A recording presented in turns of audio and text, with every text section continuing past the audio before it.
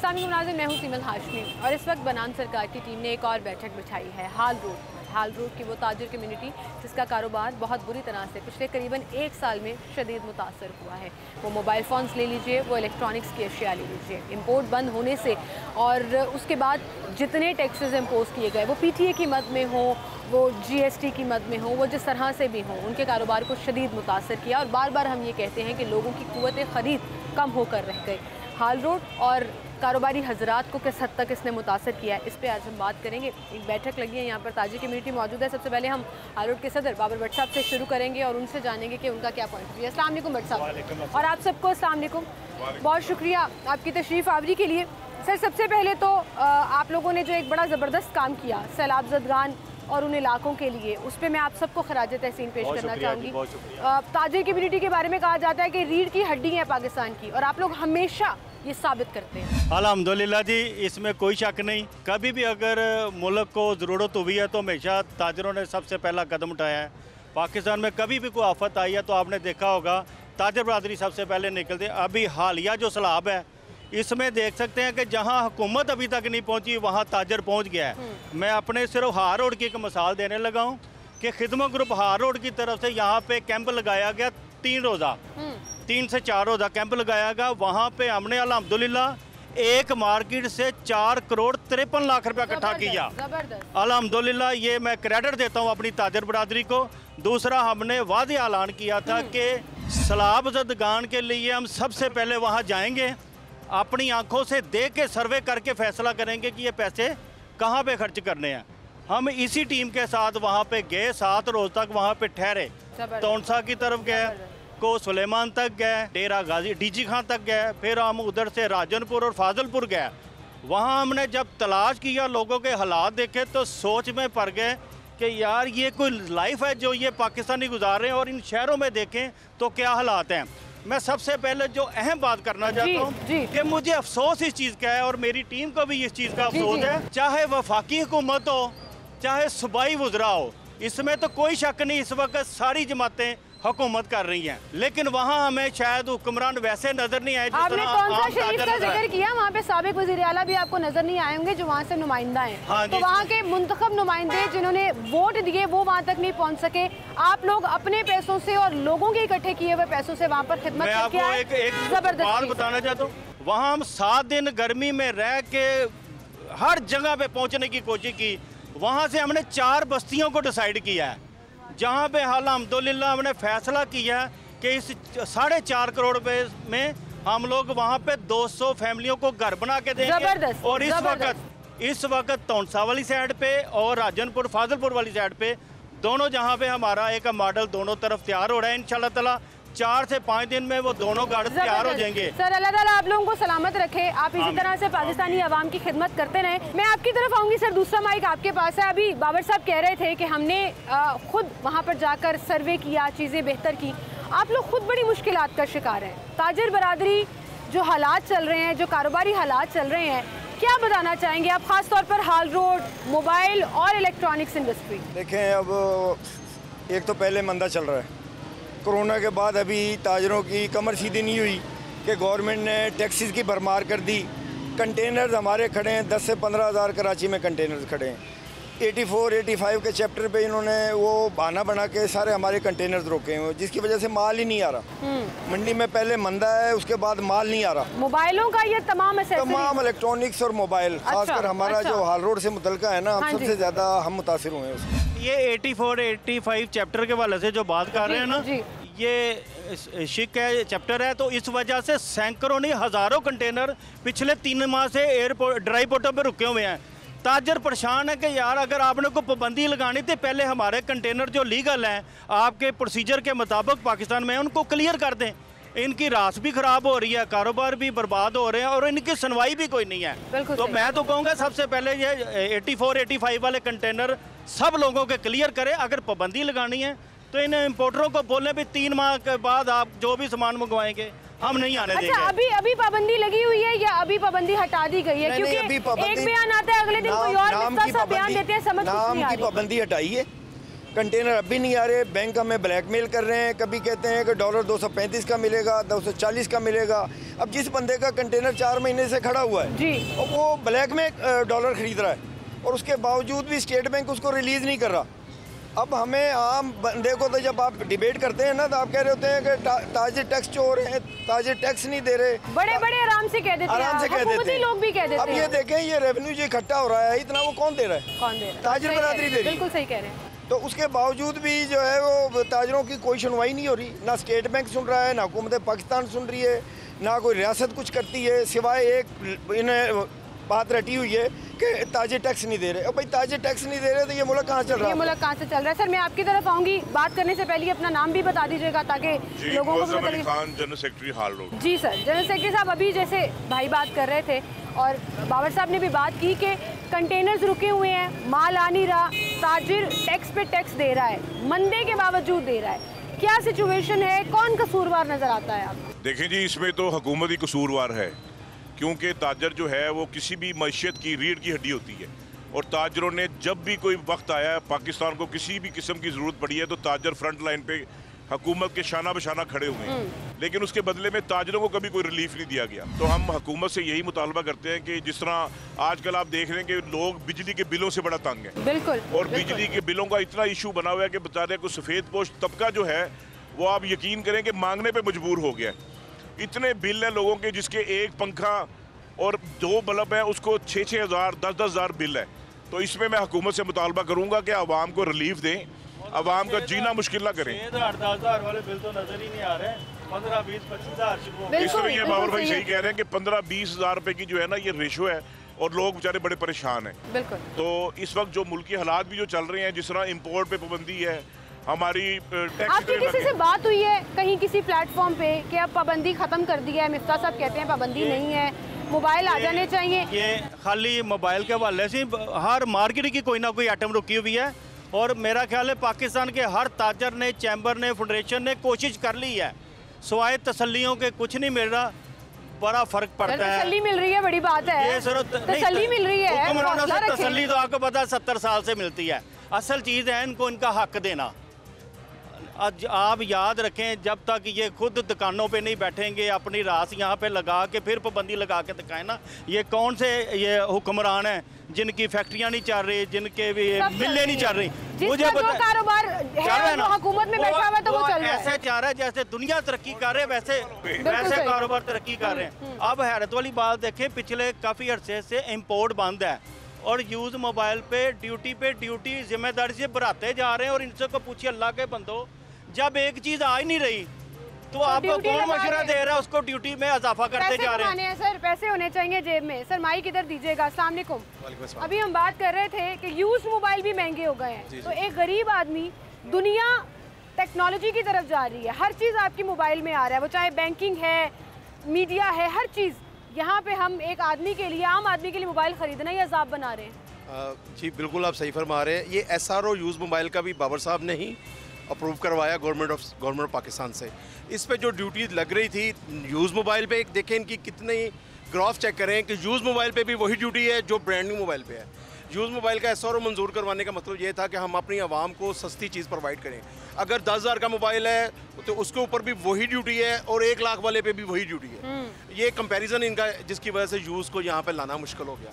और ड्यूटी ऐसी है कि अगर कोई 10,000 ड्यूटी दे रहा था, अब 10,000 की चीज़ है और उसके ऊपर 20,000 ड्यूटी है, तो वो सर आईफोन नया आया आजकल में, मुझे हल्का हल्का हार्ट अटैक भी आ रहा था। मुझे तस्वीर 1 टेराबाइट वाला 7.25 लाख तक, 6,86,000, मतलब कोई मजाक है? PTA के 1.5 लाख रुपया बीच में डाल दे। ये जो सेटल लोग हैं ना, सरमायादार, जो हुक्मरान हैं, जो हुकूमतें कर रहे हैं, ये खरीद पे रहे हैं। ऑब्वियसली खरीदेंगे, हमारे आपके लिए नहीं है, हमारे आपके लिए नहीं है। हमारे पैसों से, हमारे टैक्सेस से लेंगे। वो फैशन के लिए यूज़ होगा, स्टाइल के लिए यूज़ होगा, ये तो इंडस्ट्रियल नहीं ले सकेंगे, एक दुकानदार तो नहीं ले सके। बिल्कुल सही कह रहे हैं। और एक आम जिसकी 1-2 लाख रुपए सैलरीज हैं या कुछ, वो तो नहीं अफोर्ड कर सकता। गरीब आदमी भी नहीं कर सकता, 1-2 लाख वाला भी नहीं कर सकता, ये इंडस्ट्रियल यूज़ करेंगे। बिल्कुल सही। 1-2 लाख सैलरी का भाई ने जिक्र किया। किसी जमाने में शानदार तनख्वाह समझी जाती थी, बेटी का रिश्ता देखने जाते थे, 6 लाख 2 लाख सैलरी है, रिश्ता दे दो। अब कहते हैं गुजारा कैसे होगा? ये हालात हो गए हैं। इसमें कोई शक नहीं है, इसमें कोई शक नहीं। कसूरवार कौन है? ये पिछले 1 साल में हुआ, पिछले 4 साल में हुआ, पिछले 10 साल में हुआ? ज़रा आपकी तरफ भी मैं आती हूँ। बाबर साहब, कसूरवार कौन है? हाँ जी, कसूरवार ज़ाहिर है जो मुल्क चलाते हैं वही कसूर। अच्छा, ये कोई साल 2 साल 4 साल 10 साल से नहीं है ये मुल्क। तो आप एक बात याद रखें, कोई छोटी सी दुकान भी अगर आप सूद के पैसों से चलाएंगे तो वो नहीं चलेगी। तो पाकिस्तान किस पे चल रहा है? सूद पे सूद, सूद पे सूद, सूद पे सूद। हम पिछले कई सालों से दुनिया से पैसे लेके रोड बना रहे हैं, पाकिस्तान चला ही नहीं सूद के पैसों से रहे हैं हम। आइए देखें IMF के पास किस तरह हर हुकूमत जो आती है कशकोल लेके पहुंच जाती है। हम कर क्या रहे हैं भाई? अभी जो हालात पाकिस्तान के हैं, इनमें से किसी भी जमात के हुक्मरान के घरेलू हालात अगर ऐसे हों या इनकी फैक्ट्रियों के ऐसे हालात तो सर पकड़ के बैठ जाएं। कभी दुकान नहीं चलती, कभी दुकान नहीं चलती नातफाकी से। इस वक्त पाकिस्तान में किसी भी हुक्मरान को एहसास नहीं है कि यार हम एक दूसरे को सुबह से रात तक, रात से सुबह तक एक दूसरे के गिरेबान पकड़ रहे हैं। कौम को क्या सिखा रहे हैं हम लोग? क्या मैसेज दे रहे हैं कौम को? जब तक सिखा क्या रहे हैं और कौम के लिए कर क्या रहे हैं? लड़ाई तो अपनी लड़ रहे हैं। बहरहाल आपकी तरफ में आती हूँ सर। दुनिया कहाँ पहुँच गई है और पाकिस्तान कहाँ खड़ा है? आज पाकिस्तान 75 साल का हो गया है, लेकिन हमारे यहाँ पे अभी वही रोना धोना है, लोड शेडिंग है, IMF से भीख मांगनी है। हम अपने पैरों पे खड़े नहीं हो सके। बिल्कुल सही तो कह रहे हैं। हुक्मरानों को चाहिए कि होश के नाखून ले, आपस में मिल बैठ के पाकिस्तान का सोचे। चले, हुक्मरानों को तो बहुत कुछ चाहिए, होता कुछ नहीं है। यहीं से बात कंटिन्यू करेंगे, एक छोटी सी ब्रेक लेते हैं, दोबारा हाजिर होंगे हमारे साथ।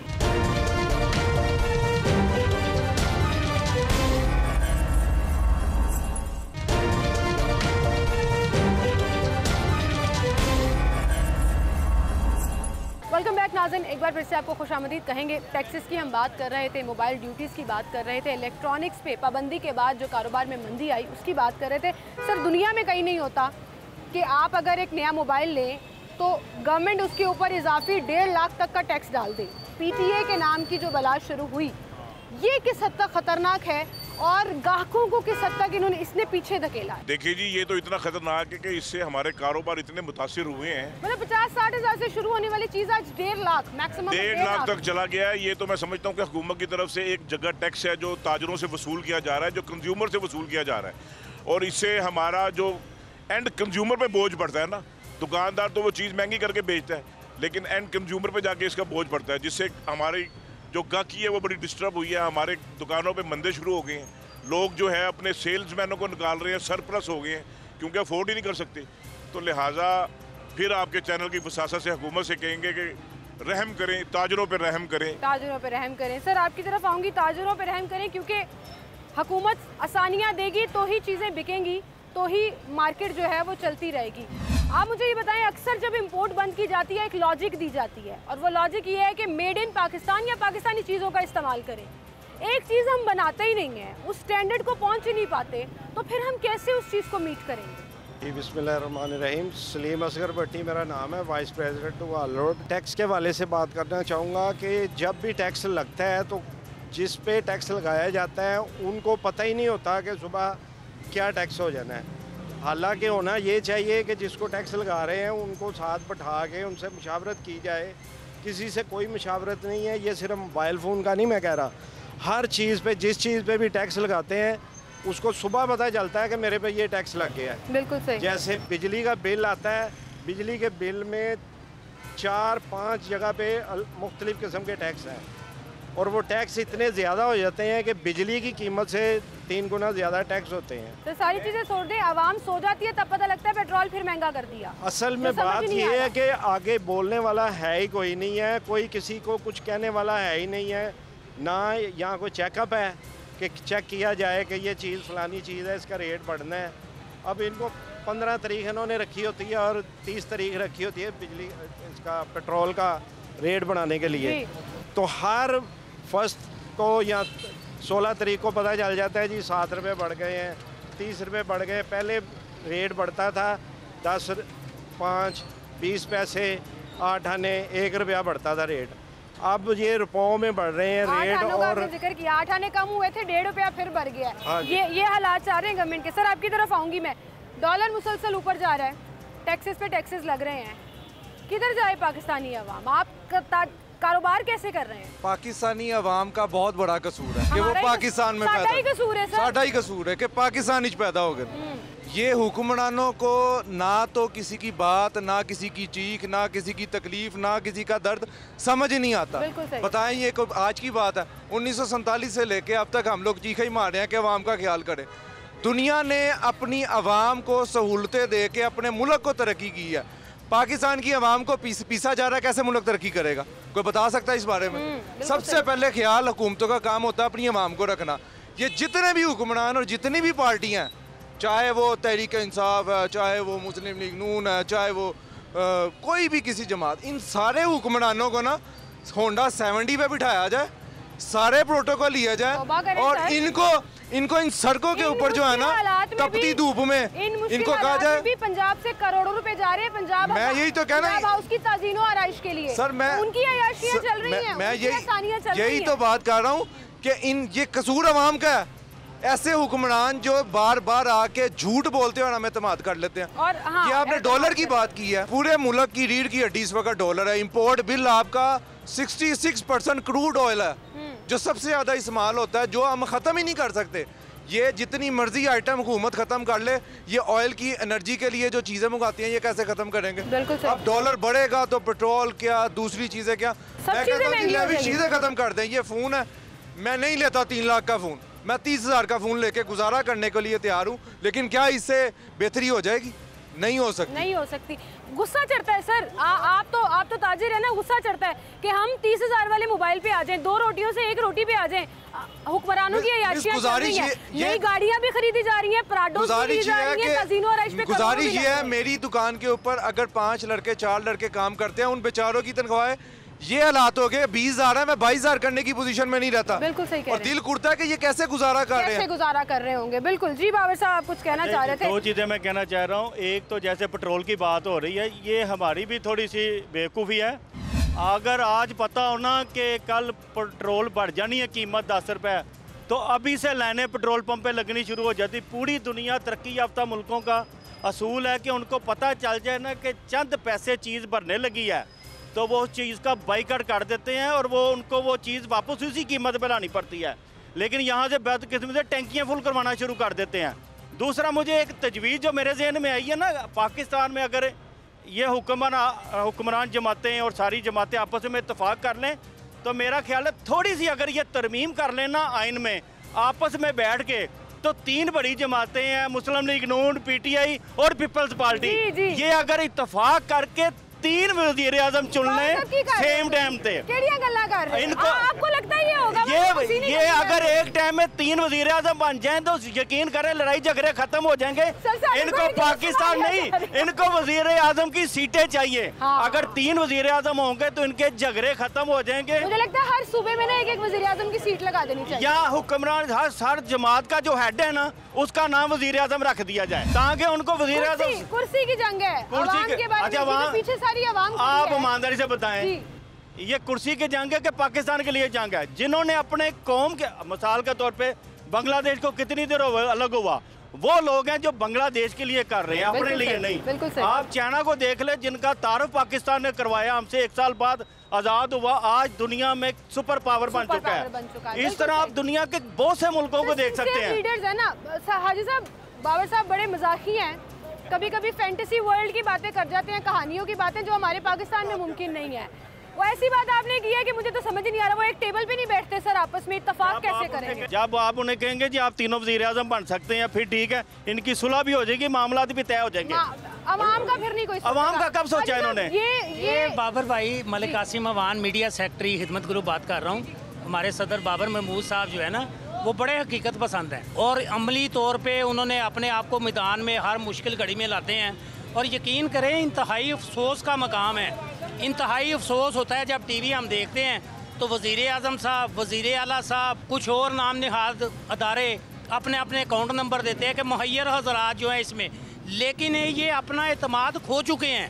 लोग इन पे एतमाद नहीं करते। आगे से आपको सुनाई देता है सैलाब ज़दगान की इमदाद करें, दिल नहीं करता 10 रुपए देने का, नहीं आपको पता ही नहीं है जी, बिल्कुल किधर जाएंगे। बिल्कुल। और ये बीज किसने बोया?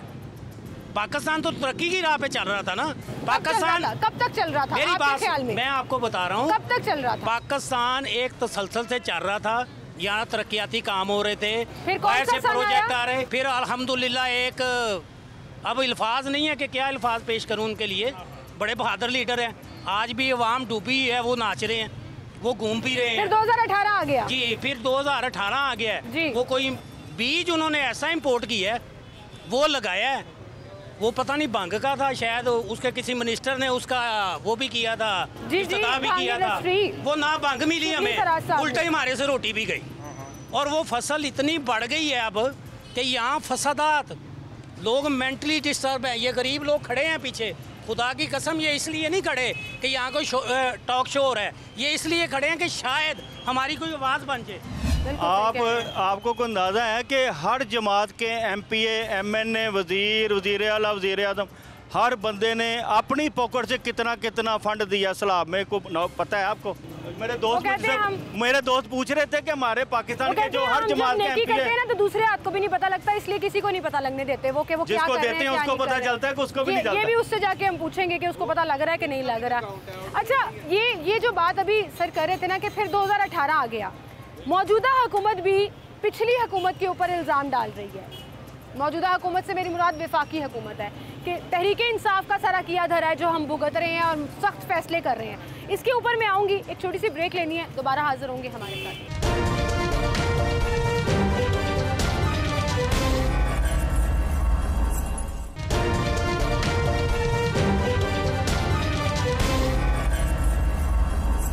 वेलकम बैक नाज़रीन, एक बार फिर से आपको खुशामदीद कहेंगे। और सवाल मैं ब्रेक पर जाने से पहले ये पूछ रही थी कि कसूर 2018 का है या 2022 का। सर आपसे शुरू करेंगे, कसूरवार कौन है? हुकूमतें तो एक दूसरे पे डालती हैं, लेकिन 2018 या 2022? देखें, 2018 हो या 2022 हो, एक चीज़ है ना जो वो सबसे इम्पोर्टेंट है, जो हम सारे निगलेक्ट करते हैं। हम कभी हुकूमत को कोस रहे होते हैं, कभी आवाम को मुर्दे इल्ज़ाम ठहरा रहे होते हैं। एक तबका ऐसा है जो हम दोनों पे हंस रहा होता है, और वो हमारी ब्यूरोक्रेसी है। इस्टेब्लिशमेंट लगा लें। अब आप देखें कि भी आप आते हैं, मीडिया वाले कहते हैं जी ये तारें लटक रही हैं, आपका MNA MP कहाँ है? कोई नहीं पूछता कि आपका लैंड सुपरेंट कहाँ है, SDO कहाँ है। कहीं पानी खड़ा हो, आप कहते हैं कभी कोसते हैं MNA को, कभी कोसते हैं MPA को। भाई वहाँ का जो सेंट्रल इंस्पेक्टर किधर है? आप सैलाब आया, आपने किसी ने नहीं पूछा कि AC किधर था, DC किधर था। आपने कोसा सिर्फ वज़ीर आला को और वज़ीरों को और MPA MNAs को। बात सही है, इनकी भी जिम्मेदारी है। हम कहते हैं हुकूमती मशीनरी ने 70 साल में क्या किया, महकमा ज़राअत क्या कर रहा है? आपकी 30 मन फी एकड़ पैदावार है, भैया आपकी यूनिवर्सिटीज़ क्या कर रही हैं? अब हमें क्या होता है कि हमें पॉलिसीज़ मार रही हैं। कभी कहते हैं अफ़गानिस्तान का रास्ता बंद कर दो, हमें 12 रुपये किलो आलू पड़ रहा है, वो हम 8 रुपये मजबूर हैं बेचने पे। कभी किसी और मुल्क से तिजारत कहते हैं इसको बंद कर दो, हम 300 रुपये टमाटर खरीदने पे मजबूर हैं। ये पॉलिसीज़ कौन बना रहा है?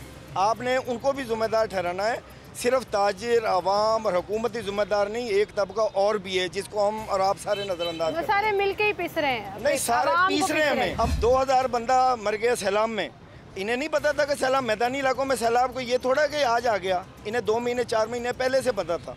क्यों नहीं पता? इंतजामिया कहाँ? आप जो सैलाब का जिक्र कर रहे हैं, अभी तो सैलाब से जो तबाहकारियाँ हुई हैं वो हुई हैं। अब आहिस्ता आहिस्ता आप देखिएगा वहाँ से जो वबा फूट रही है, जो बीमारियाँ फैल रही हैं, वो किस हद तक नुकसानदेह होगी? आपके तहत हम यहाँ से ताजिर बरादरी है, हम गए, बाबर साहब गए, हमने लोगों को उधर अकोमोडेट किया है, कोई कैंप लगा रहा है, कोई घर बना के दे रहा है। हम कह रहे हैं कि रियासत किधर है? रियासत ने क्या किया? रियासत की बड़ी जिम्मेदारी है। अच्छा, इसकी तरफ मैं आऊंगी। सबसे बड़ी कहते हैं रियासत माँ होती है, हम कहते हैं ये सौतेली माँ है, अवाम का बिल्कुल नहीं सोच रही। सबसे जालिम इस मुल्क में वो रियासत है। बिल्कुल, हुकूमत बाद में, अवाम बाद में। बिल्कुल सही कह रहे हैं आप कि रियासत जो है वो अपनी जिम्मेदारी पूरी नहीं कर पा रही। वो तमाम सतून जिसने आवाम को ऊपर लेके जाना है वही आवाम को नीचे लेकर जा रहे हैं। अपनी जिम्मेदारी हुकूमत पे डाल रहे हैं। अच्छा, वापस आ जाते हैं हम हाल रोड पर, और चूंकि हम मसाइल और इश्यूज़ की बात कर रहे हैं तो मैं एक एक करके यहाँ से शुरू करूँगी। और एक एक मसला हाल रोड का जो पिछले कई सालों से हल नहीं हो सका, चाहे किसी की भी हुकूमत रही है, वो मैं जानना चाहूँगी। भाई आपसे शुरू करेंगे, हाल रोड का कोई एक मसला जो आप देखते हो कि पिछले 5 साल में वो हल नहीं हो सका? हाल रोड का सबसे बड़ा मसला इस वक्त पार्किंग का मसला। ये इतना मेन इशू है कि यहाँ पे गुजरने का रास्ता नहीं है, और पार्किंग कंपनी जब से बनी है तब से हाल रोड का बेड़ा गर्क कर दिया। आप आके देखें, इनको लाइनें, इनकी हद मुकर्रर किया, पूरा रोड ही पार्किंग का हो गया। तो ये इतना बड़ा इशू है जिसकी वजह से गाहक को आने में प्रॉब्लम, पार्किंग में प्रॉब्लम, यहाँ तक कि हम दुकानदार हैं, हम लोगों को गुजरने में प्रॉब्लम। अच्छा, MCL वाले और ट्रैफिक वाले आके जब ऑपरेशन करते हैं तब हाल रोड की असल शक्ल नजर आती है। यहाँ पे उसके बाद यहाँ पे अलमिया यही है कि जब थोड़ा अप्रोच किया जाए, रिक्वेस्ट की जाए, तो एक दिन का राउंड लगाते हैं, अगले दिन फिर वैसे ही हो जाता है। बिल्कुल सही। सर आप बताइएगा, हाल रोड का एक मसला जो हुकूमत या जैसे सर ने बोला कि ब्यूरोक्रेसी किसी एक की नेग्लिजेंस का शिकार है। यहाँ पे हाल रोड को निगलेक्ट किया जाता है। ये देखें, मेन रोड के ऊपर है, पंजाब असम्बली के पास है, कोई अदारा भी इधर काम प्रॉपर नहीं करता। जब प्रेशराइज करते हैं फिर वर्किंग होती है, अदरवाइज यहाँ पे कोई चीज़ नज़र नहीं आती। ना इंक्रोचमेंट वाले नज़र आते हैं, ना स्टैंड वाले नज़र आते हैं, ना कोई और मामला, कोई इंतजामिया। जब तक हम इनेक्शन होते हैं सारे नजर आते हैं। इंक्रोचमेंट तो वैसे ताजर खुद करते हैं सर, ये तो आप माने। दुकानों के आगे वाले जो ठेले रखवा के देते हैं वो तो ताजर खुद करवाते हैं, कसूरवार तो कहीं ना कहीं दुकानदार। आप ये देखिए, हम इंतजामिया के साथ हमेशा साथ चलते हैं, इनके खिलाफ एक्शन, इनके खिलाफ एक्शन है। सर आप कह रहे हैं नहीं दुकानदार कसूरवार नहीं होते। रियासत कहाँ है, हुकूमती मशीनरी किधर है? हर चीज रियासत, अब वही बात आ गई, हर चीज आप सिस्टम पे कैसे डालेंगे? 15 वार्डन खड़े हैं, गप्पे लगा रहे होंगे, टेलीफोन पे बातें कर रहे हैं, इनकी ड्यूटी नहीं है, क्यों नहीं हटाते? सारी जिम्मेदारी अफसरान और नौकरशाही, अफसरशाही, इस मुल्क का बेड़ा गर्क करने में कौन है ऐसा कि उसको ठेला हटाए? कोई रियासत के सामने खड़ा हुआ आज तक? हमारी कोई जिम्मेदारी है, कोई सिविक रिस्पांसिबिलिटी हमारी भी है या नहीं? इखलाकी बातें हैं, पहले सिस्टम कानून की बात है, कानून पे अमल दरामद रियासत ने कराना है। जब ये चाहते हैं ना, कोरोना में 7 बजे दुकानें बंद करवाई इन्होंने, ठीक है, जो चाहे सड़क खाली करा ले। लेकिन बाबर साहब, मैं थोड़ा सा इत्तेफाक नहीं कर रही उनकी बात से, इस वजह से कि हम जब तक अपनी सिविक रिस्पांसिबिलिटीज नहीं निभाएंगे ना, डंडा खा के तो कोई भी सीधा हो जाता है। हम तो इंसान है, हमने ये साबित करना है। की जरूरत नहीं है। आप किसी भी तरक्की याफ्ता मुल्क इंग्लैंड में चले जाएं, वहाँ पे ना असूल है कि किसी ने गलत पार्किंग की ना तो उसको किसी ने कुछ नहीं कहना, वो अमले ने आना है, उसको स्टिकर लगा देना, जुर्माना लगाया, स्टिकर लगाया, चले गए, खड़ा करो जितनी देर। जैसे सरदार साहब कह रहे हैं ना, भाई किसी भी दुकान के बाहर अगर काउंटर लगा है तो लाठी चार्ज क्यों करना है? नोटिस कर दें उसे, दुकानदार को वार्निंग दे, जुर्माना डाल दें। 2 दफ़ा आप जुर्माना डालेंगे, तीसरी दफ़ा हाल रोड में मेरे एक शो के दौरान एक दुकानदार जो है वो लिटरली लड़ पड़े। मैंने तो वहाँ से भागने की क्योंकि अक्सर लोग इकट्ठे हो जाते हैं, आपको पता है, वो पूरा झंझटा लग जाता है, कोई नहीं समझता, कोई नहीं अपनी ड्यूटी समझता। मुझे आप ना सारे बाजार का चक्कर लगाएं, जिन दुकानों के आगे काउंटर लगे हैं, किसी के पास अगर नोटिस आया है गवर्नमेंट की तरफ से, ये जुर्माना है आपको, तो मतलब हम डंडे के पी रहे हैं? नहीं, आप ये बात और तरफ लेके जा रही, पहले मेरी बात समझ लें जी, समझाएं। दुनिया का कोई ऐसा मुल्क दिखा दे जहाँ पे इस तरह की खिलाफवर्जी होती है, हमेशा कानून हरकत में आता है। बिल्कुल, जहाँ कानून होता है, अदालतें इंसाफ देती हैं, वहाँ बेहतरी आती है। आप मुझे छोटी सी मिसाल दे दें, ये कारपोरेशन का अमला किस चीज़ के पैसे लेता है, किस चीज़ की तनख्वाह लेता है, किस वजह से अरबों रुपए की बिल्डिंगों में दफ्तर बना के बैठे हुए हैं, इनकी जिम्मेदारी नहीं है। यकीन करें, आप एक कारपोरेशन का इंस्पेक्टर एक मार्केट में खड़ा करते, किसी दुकानदार में, किसी यूनियन में जरूरत नहीं है। आप यहाँ से चलें और उस कोने तक चले जाएं, बताएं यहाँ पे 10,000 दुकानें, यहाँ पे वार्डन की तरह है। ठीक है बट साहब, आपको वो भी याद होगा, यहाँ कैंप भी लगा था और उसके बावजूद इंक्रोचमेंट भी हो रही थी, कैंप लगवाया था, उसमें आपको क्रेडिट देता हूँ, लेकिन रिजल्ट कुछ नहीं। मैं यहाँ पे बाबर भाई की बात को बड़ा करूँगा। सबसे जो बड़ा मसला है ना, वो यहाँ पे कानून की जो इम्प्लीमेंटेशन है ना, वो नहीं है, जीरो है। देखिए, जब तक आप यहाँ पे हमारे मुल्क में जजा और सजा का निज़ाम नहीं होगा ना, आप बेहतरी कर ही नहीं सकते। बिल्कुल ठीक। देखिए, यहाँ पे अब हर इदारा अगर अपना अपना काम करे तो मैं समझता हूँ कि करप्शन हो ही नहीं सकती। सख्ती करने की जरूरत है? कोई सख्ती करने की जरूरत नहीं है, सिर्फ इम्प्लीमेंट, कानून पे अमल दरामद करवाए। क्योंकि देखें, जब करप्शन जो होती है ना, वो इदारे ही करवाते हैं। बिल्कुल सही। अगर इदारा अपनी ईमानदारी से काम करे, मैं समझता हूँ यहाँ पे इंक्रोचमेंट हो ही नहीं सकती। रूल ऑफ लॉ जिसका हम जिक्र करते हैं, आपने हाल रोड का मसला पूछा था, हमारा सबसे बड़ा जो इशू है वो यहाँ पे पार्किंग प्लाजे का है। हमने बारहा हुकूमत से दरख्वास्त भी की कि यहाँ पे पार्किंग प्लाजा दिया जाए। ये जो पीछे वाला बना है, जगह यहाँ पे काम भी शुरू हुआ, जमीन की टेस्टेशन भी हो गई, लेकिन फिर काम रुक जाता है। तो लिहाजा आपकी चैनल की वसासत से फ़ायदा उठाते हुए मैं एक दफ़ा फिर अपनी हुकूमत से कहता हूँ कि हमें हाल रोड पे पार्किंग प्लाजा दिया जाए, जो हमारा सबसे बड़ा इशू है। आपका नहीं सर, ग्राहकों का भी सबसे बड़ा मसला है कि जब वो हमारा ये मसला हल हो जाएगा, यहाँ पे ट्रैफिक का फ्लो अब डिस्टर्ब नहीं होगा। एक छोटी सी बात, ये कानून पे अमल करने की बात बताने लगा हूँ कि जब कौम गाड़ी में बैठ के बेल्ट लगाना शुरू कर देती है और मोटरसाइकिल वाला हेलमेट पहनना शुरू कर देता है, तो ये जो अदारे हैं वो डील दे देते हैं।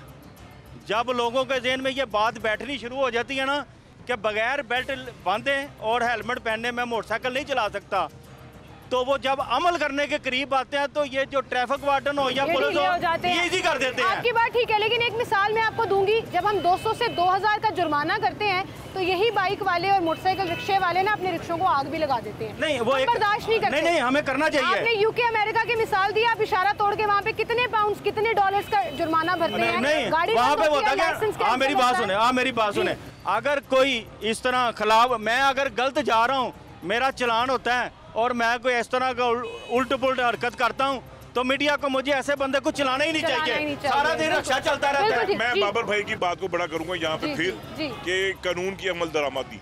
आप देखें कि मोटरवे पे जब हम जाते हैं हमारी स्पीड उन्होंने 120 रखी हुई है, पाकिस्तान के अंदर है, उससे हम उसको स्पीड ओवर करते हैं तो हमें फौरन पर्ची मिल जाती है। बिल्कुल बिल्कुल। जैसे ही मोटरवे खत्म होती है वही गाड़ी होती है, वही ड्राइवर होता है। सही कह रहे हैं वहाँ मोटरवे पे बोलते हैं। सर हाल रोड का ये मसला एक जो आप रिक्वेस्ट करना चाहें जरा क्विकली, क्योंकि टाइम मेरे पास कम है, कोई एक मसला जो आप चाहते हैं हल हो। फिर वही बात आ जाएगी, यहाँ सबसे बड़ा मसला जो है वो पार्किंग प्लाजे का है। दूसरा ये है कि कोई भी TMO या कोई महकमा जो है वो इस तरफ तवज्जो नहीं देता। अभी देखें 6 माह हो गए हैं, लाइटें जो है बिल्कुल बंद हैं। हाँ, मैं यही सोच रही थी, आपने पिछली दफा भी कहा था, ये देख लें, कैमरा ऊपर ले जाएं। कितने महीनों से बंद है? ये 6 माह पहले को प्रोग्राम किया 6 माह हो गए हैं, लाइट बंद है। अभी यहाँ दुकानें बंद होंगी, यहाँ ऐसे लगेगा जैसे आप किसी गांव में भेज रहे हैं। रिक्वेस्ट करूंगी, Hall Road is one of the main market.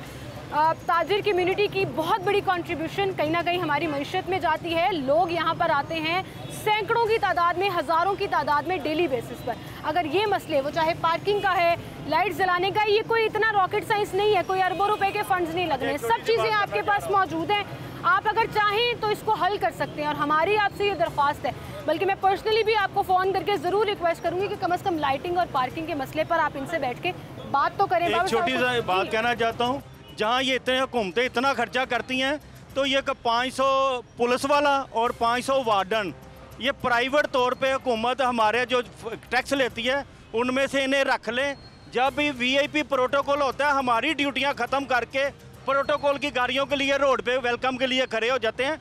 हमारी ड्यूटी पे जो लगे हुए वार्डन या पुलिस वाले ये प्रोटोकॉल से निकलवा दें। आप प्राइवेट लोग ले लें, ताजरों से टैक्स इकट्ठा करते हैं, उन्हीं में से उनकी तनख्वाह दे दें। और आपका पूरा राइट है सर ये डिमांड करने का। उसकी वजह ये है कि सबसे ज़्यादा टैक्स आप लोग देते हैं, सबसे ज़्यादा कंट्रीब्यूशन आप लोगों की होती है। कंक्लूडिंग लाइंस, टाइम बिल्कुल खत्म हो गया जी। एक बात मैं सिर्फ और करना चाहता हूँ अपनी हुकूमत से, चाहे टूटी फूटी अच्छी बुरी जैसी भी है, खुदा के लिए हम लोगों को कानून के ऊपर चलना सिखा दे। हुकूमत ने सिखाना है, हुकूमत हमें सिखा दे। फिर नहीं इन ऑल ओवर फिर नहीं सीख सकते। पूरी दुनिया में। फिर मैं अभी आपने कहा कि जी ताजर गलत है, इंक्रोचमेंट है, हुकूमत ठीक नहीं है। हम लोगों को कम से कम कानून पे चलने की तमीज़ सिखा दे, हमें रूल्स रेगुलेशन क्या होते हैं ये सिखा दे। और ये कोई मुश्किल नहीं है। बिल्कुल। सबसे ज़्यादा लोग साहब आपकी बात काटने लगा जनाब। बात असल में क्या है, मैं कहता हूँ ये जो हमारी इंतज़ामिया है ना, ये कुछ भी ना करें, सिर्फ अपने जो अमला है, टाउन का अमला है या पुलिस का या वार्डन का, इनसे ड्यूटी लेना सीख जाएं। आप अगर देखें बिल्कुल कोई हुकूमत ये इंतजामिया का अमला ना, इनको कहीं कुछ नहीं करें, जो वहाँ आपकी ड्यूटी लगी 8 घंटे ना, वहाँ खड़े होकर दिखा दो, चीजें बेहतर होना शुरू। ये इनको तो अपनी ड्यूटियां नहीं करनी। बिल्कुल सही, बिल्कुल सही। इन तमाम सजेशंस के साथ, इन तमाम रिक्वेस्ट के साथ और तमाम गिले शिकवों के साथ मैं तो आपसे इजाज़त लूँगी, लेकिन आई होप कि इस प्रोग्राम और इस प्लेटफॉर्म से जितने सवाल उठाए गए हैं कोई तो उसका जवाब दे दे। वो चाहे वफाकी हुकूमत है, सूबाई हुकूमत है, कोई तो दर्द दिल रखता होगा इस आवाम के लिए जो ना सिर्फ अपना घर चला रहे हैं बल्कि अपने से रिलेटेड बहुत से एम्प्लॉयज़ जो इनके लिए काम करते हैं उनका घर चलाने में और फिर आवाम की खिदमत करने में पेश रहते हैं। मुझे इजाज़त दीजिएगा। अल्लाह हाफ़िज़।